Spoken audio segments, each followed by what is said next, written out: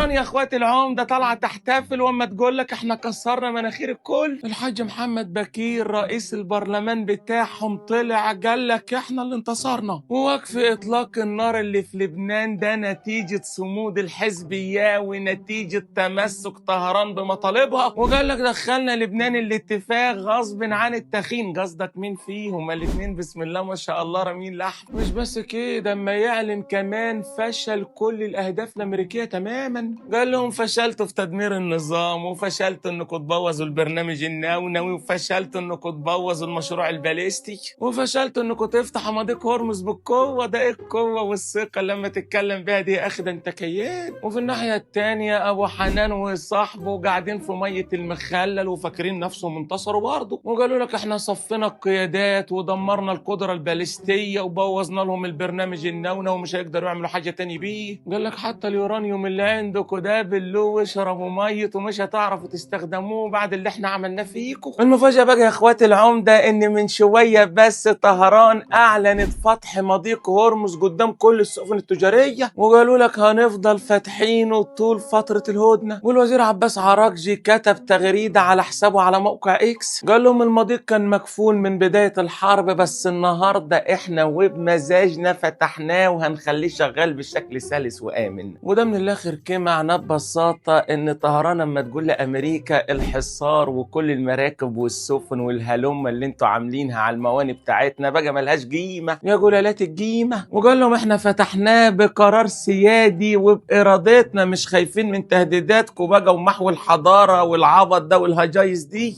طبعا وارد يكون ورا القرار ده ضغوط من الوسطى زي مصر وتركيا وباكستان، محدش عارف يا اخوات العمده اللي تحت الترابيزه، لكن المعلن ان خلاص الخنجه اللي العالم كان عايشها في الاكل والشرب والزيت والنفط بتاع الخليج كل ده هيتفك. هتنزلوا لنا البنزين اللي رفعتوه بقى ولا لا؟ كده يا اخوات العمده العالم هيرجع تاني يتنفس، بس لحد يوم 21 لحد ما الهدنه تخلص ونشوف ايه اللي هيحصل في الهدنه ده، يوصل حاجه ولا لا. موقع اكسس الامريكي بقى جاب من الاخر وقال لك في عرض امريكي لايران بيتكون من 3 صفحات، وقال لك ان ايران كانت طالبه 27 مليار دولار من فلوسها المتجمده ومتكلبشه بره، وامريكا كانت جايله لهم هنديكوا 6 مليار بس. قال لك الكلام دلوقتي اتغير وامريكا وافقت تفرج لهم عن 20 مليار دولار من فلوسهم. ايوه يا عمده، وامريكا هتعمل كده بلاش؟ ايه المقابل يعني؟ اقول لك قالوا لك المقابل ان طهران تسلم اليورانيوم المتخصب للامريكان، يعني من الاخر كل كاشات قدام اليورانيومات، فلوسكم يا بتوع طهران قدام سلاحكم النووي.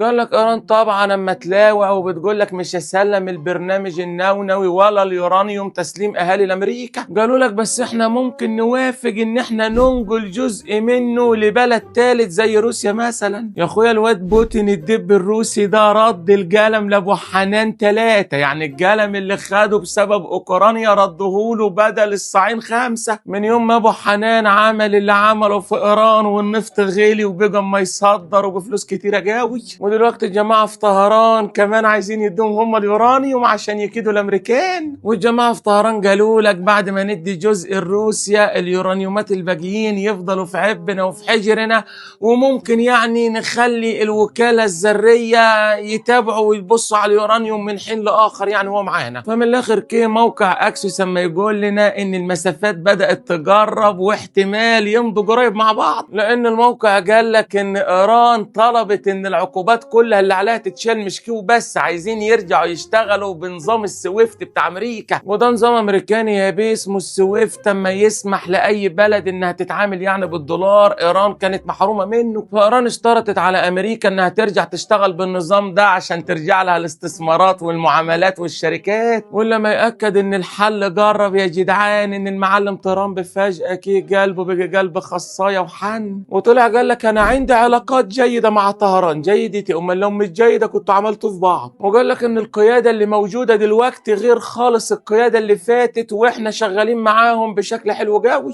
طبعا ترامب يا عيني عايز يضحك على نفسه ويوهم نفسه والناس اللي حواليه ان هو يعني عرف يغير النظام، مع ان النظام اللي موجود في طهران دلوقتي هو تيه ده اصعب من اللي كان قبله. ده جي ابن خامنئي اللي هو اصلا متشدد اكتر من ابوه. خدوا بقى الخبر المرعب اللي قلب الدنيا في امريكا. 10 علماء نونويين وجنرالات في الجيش الامريكي في فص ملح ودابه اختفوا يا جدعان جدعان في فترة زمنية واحدة ومحدش عارف دول ماتوا ولا اتقتلوا ولا الأرض اتشجت وبلعتهم ولا حصل لهم إيه. والرأي العام كله في أمريكا أما يقول لك اللي عمل كده في الجنرالات بتوعنا هي إيران والصين وناس تانية أما تقول لك روسيا. ولما الصحفيين وقفوا ترامب وهو خارج من اجتماع وسألوه قالوا له إيه الناس اللي عندنا لما الجنرالات أما تروح فين يا أبو حنان؟ قال لهم أنا لسه طالع حالا من اجتماع بخصوص الموضوع ده، والموضوع فعلا حقيقي، وخلال أسبوع أو أسبوع ونص هنكون بإذن الله عرفناكم اللي حصل ده حصل إزاي. الموضوع ده قلب الدنيا دلوقتي في أمريكا، والفترة الجاية كل يا جدعان وسائل الإعلام والرأي العام مش هيتكلموا غير عليه. لأن تخيلوا في وسط المعمعة والمفاوضات مع إيران والدنيا دي كلها اللي جاي ما عامل اجتماع أبو حنان عشان يناقش الجنرالات اللي اختفوا من عنده. فالمفروض دلوقتي يا اخواتي العمدة ان بإذن الله يا رب، انا مش عايز افجر فيها، ان المعمعة والحرب اللي حاصلة دي هتوقف، والجنرالات الامريكان اللي الارض اتشجت وبلعتهم هل ده عملية من طهران ردا على اللي حصل لقياداتها ولا ايه لما يحصل في الامريكان ده بالظبط؟ فهمونا. حد سامعني؟ طب حد شايفني؟ طب تابعوا العمدة واعملوا له فولو عشان يوصل لكم كل جديد، وشيروا لهم وابعتوا لهم. يا حكومة، يا وزارة القوى العاملة، يا بتوع التنمية الصناعية والأحياء، يا بتوع الحماية المدنية، ما تهدى يا عمدة، مالك اما تزعج ليه؟ وانا لسه زعجت؟ ده انا لسه هزعج وازعج وازعج. ولما يزعج اكتر من حرجة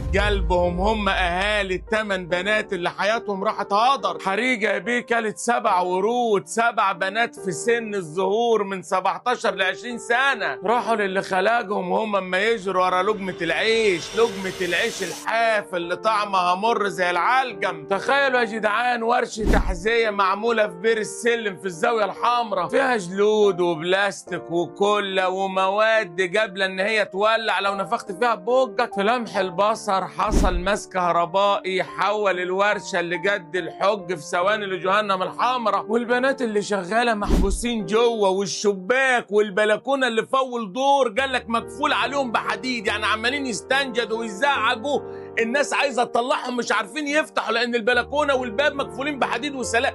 ليه مجنزرها ليه؟ هم في سجن. فضلوا يزعجوا ويستنجدوا والناس سمعتهم فعلا وطلعوا يجروا عليهم، بس واقفين قدام البيبان مش عارفين يفتحوها لحد ما الدخان خناجهم قبل ما النار تاكلهم. عارفين يا اخوات العمدة البنات دول كانوا لما يشتغلوا بكام؟ تخيلوا كم معايا؟ ب100 جنيه في اليوم. والله العظيم كانت اما تقضي 10 ساعات عشان تيجي في اخر اليوم تاخد ورقة ب100 عشان تجيبها طقم كوبايات لجهازها، ولا تساعد امها الارملة، ولا تجيب دواء لابوها العيان. عواطف البنت اليتيمة كان فرحها بعد اسبوعين، حلمت انها اما تفصل كفانها بدل فستانها وصدق الحلم. روان الشابة الجميلة اللي لسه طالعة للدنيا كان اول يوم شغل ليها، كانت نازلة تدور على مستقبلها، رجعت لاهلها في صندوق. دي عروسة، والله عروسة، والله عروسة.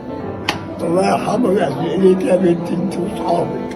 ومريم ونورهان وهنا وحبيبة ونعمة كل دول أحلامهم اتحرجت عشان واحد صاحب ورشة مش عامل أي إجراءات حماية أو سلامة، وكمان قافل الباب عليهم من بره بسلاسل وجنازير. الأساتذة المسؤولين اللي قاعدين في مكاتب مكيفة والناس أما تتحرك تحت بير السلم، بتوع الحماية المدنية الورشة دي فاتحة إزاي؟ فين طفايات الحريق؟ فين إجراءات السلامة؟ والله احنا شاطرين نطلع التراخيص للبراندات والمولات والغلابه اللي في المناطق الشعبيه يولعوا بجاز. الاساتذه اللي في وزاره القوى العامله 100 جنيه اجر يوم. يا راجل ده سندوتش الفول ب15 جنيه النهارده. فين الرقابه على البهوات اللي لما تشغل عيالنا في ظروف تخلي الحجر ينطق؟ الساده بتوع التنميه الصناعيه والاحياء ازاي ورشه جلود تفتح كده عادي وسط الناس؟ مين اللي غمض عينه وعمل مش شايف؟ طبعا صاحب الورشه خد 4 ايام على ذمه التحقيق، بس احنا اما نقول واما نطالب الساده المسؤولين احنا مش عايزين صاحب الورشه بس اللي يتحاسب، احنا عايزين حساب لكل واحد مسؤول قاعد في مكتب ومكسل ينزل يراقب ويشوف.